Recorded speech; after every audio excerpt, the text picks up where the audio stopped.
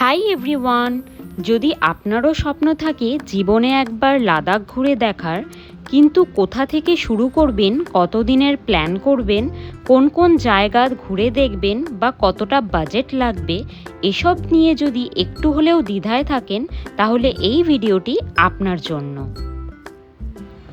আজ আমি শেয়ার করব আমার অভিজ্ঞতার ভিত্তিতে একটি সম্পূর্ণ 9 থেকে 10 দিনের লাদাখ ট্রাভেল আইটিনারি।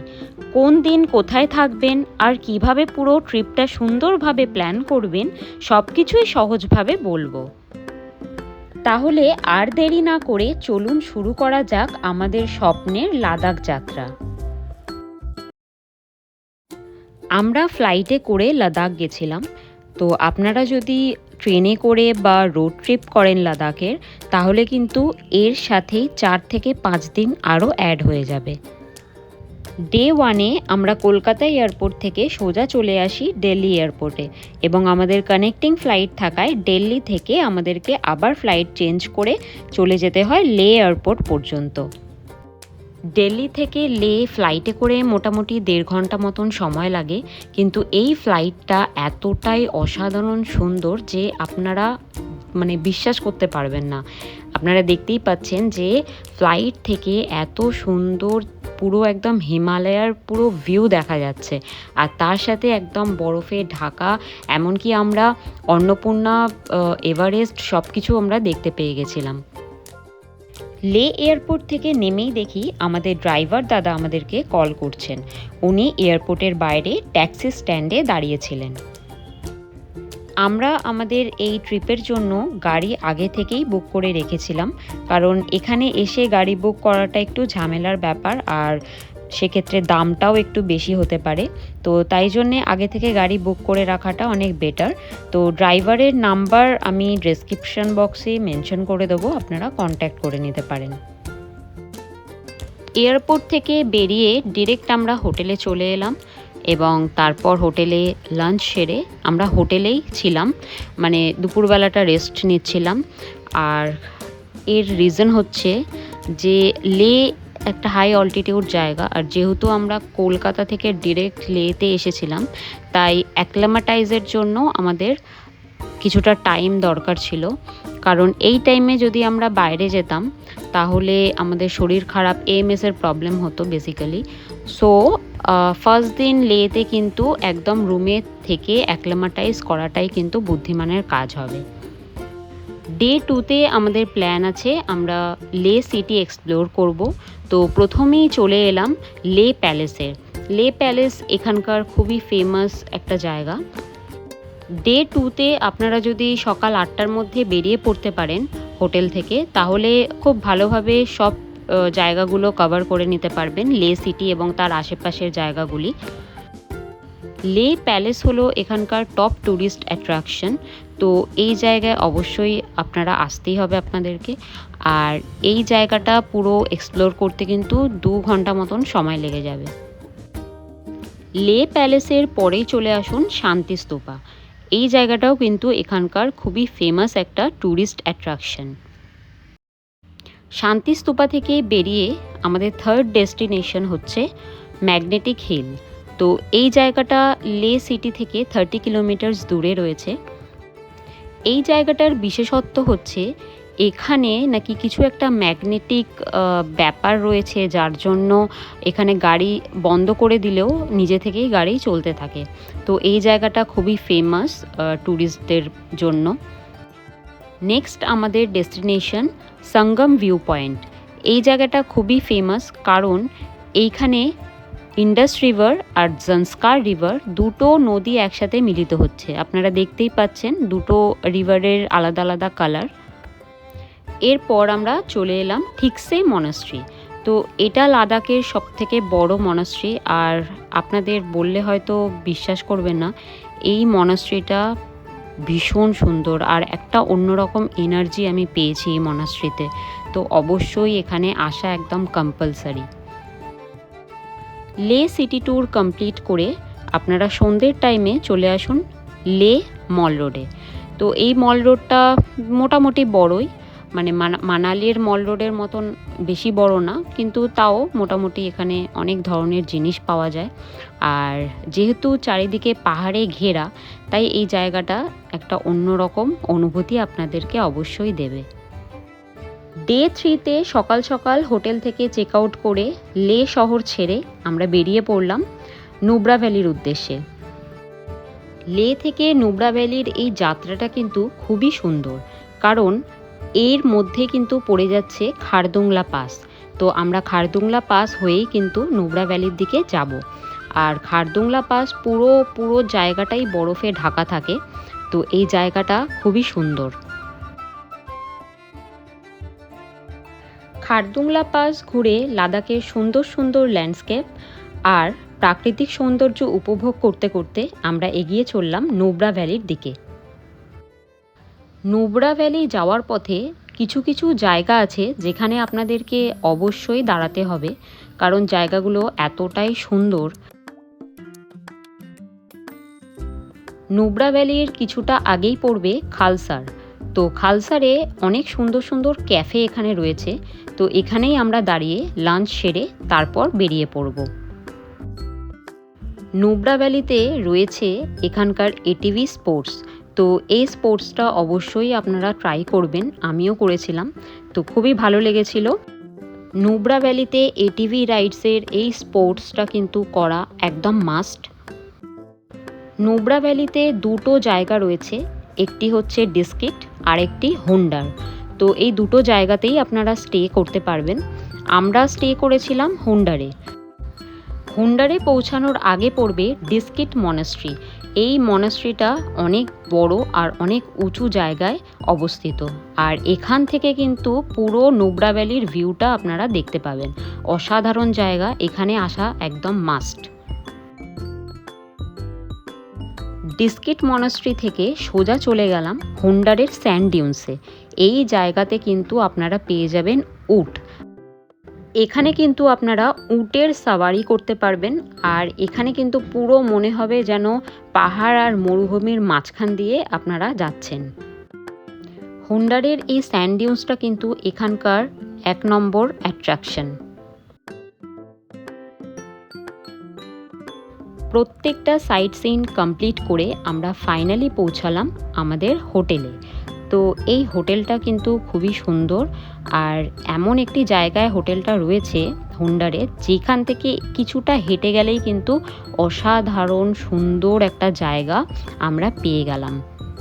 হুন্ডারে আপনাদেরকে অতি অবশ্যই 2 নাইট স্টে করতে হবে, কারণ নেক্সট ডে আবার হুন্ডার থেকেও কিন্তু সাইট সিনে যাওয়ার একটা ব্যাপার আছে। ডে 4-এ সকাল সকাল হুন্ডার থেকে বেরিয়ে পড়লাম।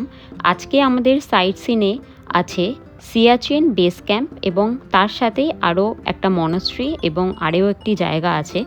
তো হুন্ডার থেকে আপনারা either Siachen base camp or Turtuk village, এই দুটো জায়গায় যেতে পারেন। তো আমরা তুর্তুক ভিলেজ যাইনি, আমরা সিয়াচেন বেস ক্যাম্পটাই চুজ করেছিলাম। সিয়াচেন বেস ক্যাম্প একটি অপূর্ব জায়গা, আর এখানে অবশ্যই আপনারা আসুন। এই জায়গায় কিন্তু আসার যে রাস্তাটা রয়েছে সেই রাস্তাটাও অপূর্ব সুন্দর, আর এই জায়গাটা তো সুন্দর আছেই। আমি এই যে সমস্ত জায়গাগুলো আপনাদেরকে দেখাচ্ছি, এই সমস্ত জায়গার আলাদা আলাদা লং ভিডিও কিন্তু আমার ইউটিউব চ্যানেলে অলরেডি রয়েছে। সব লিঙ্ক আমি দিয়ে দেবো ডেসক্রিপশান বক্সে। সিয়াচেন বেস ক্যাম্প থেকে বেরিয়ে ফেরার পথে একটি জায়গা পড়বে যেখানে রয়েছে ন্যাচারাল হট স্প্রিং। তো এই জায়গাটাও কিন্তু খুব সুন্দর, আর এই জায়গাটা থেকে কিন্তু একদম ওপরে উঠে আপনারা যা ভিউ পাবেন সেই ভিউটা অসাধারণ। নুব্রা ভ্যালিতে রিটার্ন করার পথেই একটি মনাস্ট্রি পড়বে। এই মনাস্ট্রিটাও কিন্তু অনেক বড় আর ভীষণ সুন্দর। এই মনাস্ট্রিতে আসাটাও কিন্তু একদম মাস্ট।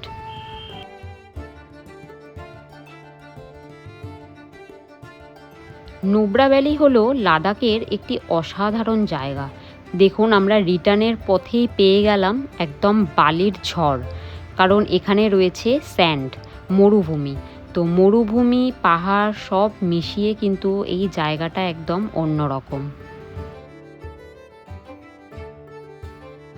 ডে 5-এ সকাল সকাল নুব্রা ভ্যালি থেকে বেরিয়ে পড়লাম চেক আউট করে। আজকে আমাদের destination Pangong lake. Pangong lake যাওয়ার রাস্তাটা শুধু একবার দেখুন, কত সুন্দর। মানে লাদাখের স্পেশালিটি কিন্তু এই ল্যান্ডস্কেপগুলো। প্রায় 7 থেকে 8 ঘন্টার লং জার্নি করে ফাইনালি পৌঁছে গেলাম প্যাংগং লেক। প্যাংগং লেক নিয়ে তো আর বেশি কিছু বলারই নেই। এটি হচ্ছে লাদাখের 1 নম্বর সবথেকে স্পেশাল ট্যুরিস্ট অ্যাট্রাকশন। আমরা হোটেল নিয়েছিলাম প্যাংগং লেকের একদম সামনেই। তো প্যাংগং লেক ঘুরে আমরা সোজা হোটেলে গিয়ে আজকে কিন্তু রেস্ট নেব সারাদিন। প্যাংগংয়ে কিন্তু 1 নাইট স্টে করাই যথেষ্ট। তো নেক্সট ডে মানে ডে 6-এ কিন্তু আমরা সকাল সকাল প্যাংগং ছেড়ে বেরিয়ে পড়লাম আমাদের নেক্সট ডেস্টিনেশন হানলের উদ্দেশ্যে।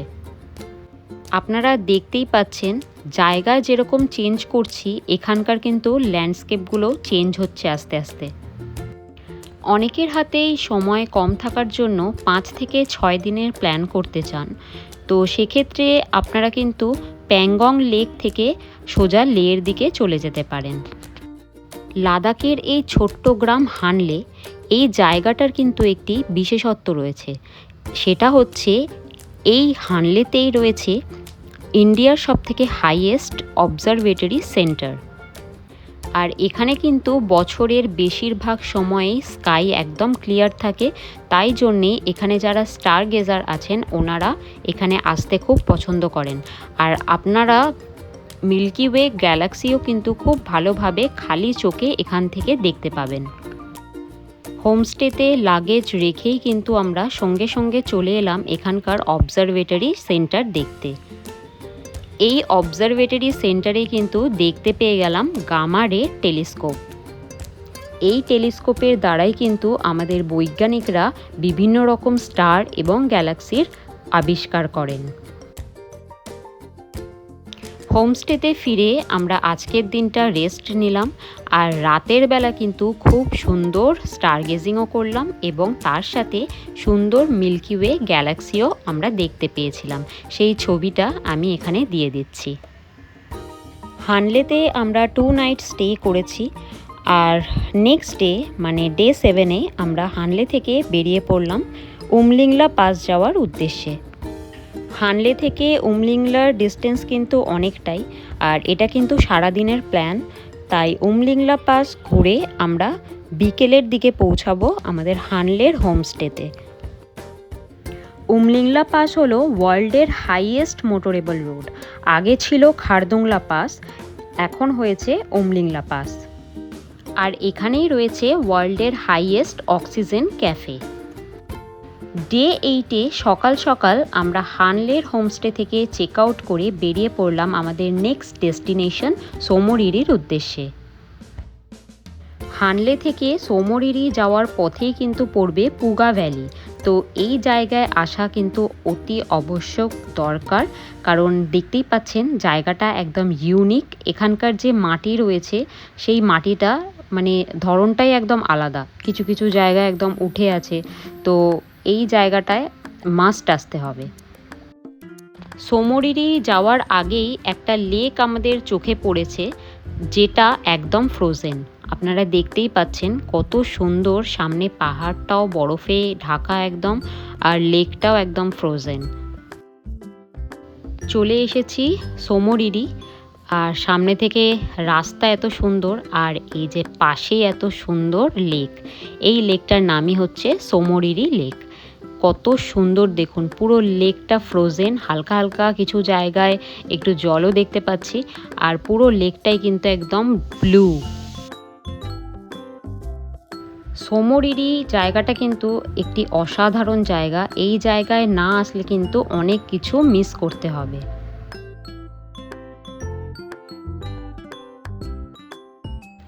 লেক ঘুরে আমরা ডিরেক্ট চলে এলাম আমাদের সোমরিরির হোটেলে।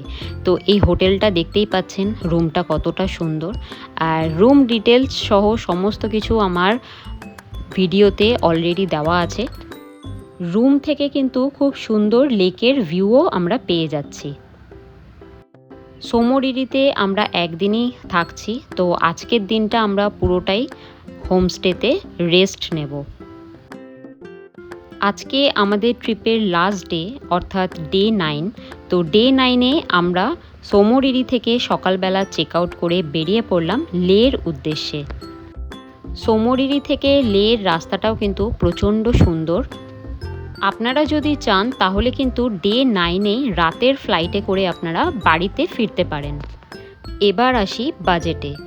এই পুরো লাদাখের 9 থেকে 10 দিনের ট্রিপটা করতে আমাদের পার হেড, যেহেতু আমরা দুজন ছিলাম আর আমাদের গাড়িটা ইনোভা নিতে হয়েছিল, তাই জন্যে খরচাটা আমাদের অনেক বেশি হয়েছিল। তো আপনারা যদি 4 জন বা 6 জন থাকেন তাহলে কিন্তু খরচাটা অনেকটা কমে যাবে।